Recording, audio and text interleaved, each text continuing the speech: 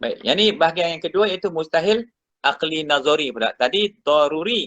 Ingat bila sebut daruri itu perkara yang tak payah fikir. Wa imma wajib daruri ke, mustahil daruri ke, harus daruri ke, dia tak payah fikir dah.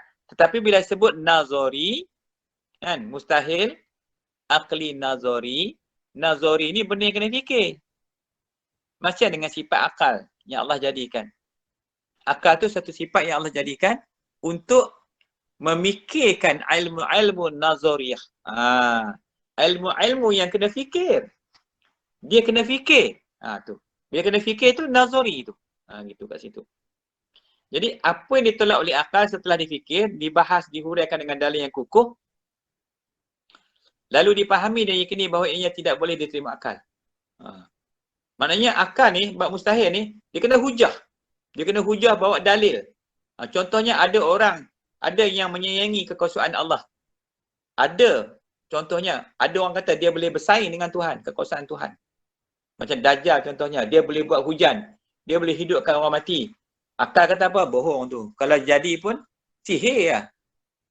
Ni Dajjal nak datang besok ni. Tak tahu lah besok-besok tu bila. Akal kita tak mahu ya. Kalau Dajjal datang, bukan Tuhan. Dia hanya Dajjal yang bawa sihir. Dia hidupkan orang mati, dia pakat dengan jin dan syaitan. Kan? Gunanya jin syaitan, bangkitnya orang dalam kubur, buat rupa macam rupa mak kita datang kat kita. Tu semua aja Dajjal tu dan syaitan. Jadi akal kata apa? Tu tak boleh terima tu. Contohnya, akal tak boleh terima juga tentang bila kita katakan ada orang cuba nak menjadi Tuhan, nak mensyirikkan Tuhan. Akal kata tak boleh ni. Mustahil ni. Jadi, maka di sini perlukan hujah. Dia kena ada hujah, bahas dulu, kemudian barulah dia jawapan dia, ya, tidak, bukan, mustahil begini. Sama juga kita tengok manusia. Allah menjadikan memberi zuriat, bukan manusia. Yang bagi zuriat kepada manusia itu Allah Ta'ala. Tapi doktor juga beri zuriat dengan cara saintifik. Doktor buat mandian berhadas contohnya. Ambil air mani suami dia, dia letakkan di dalam satu tempat yang disebutkan sebagai mandi yang berhadas. Macam tu. Lebih kurang lah istilah, saya pun tak faham sangat.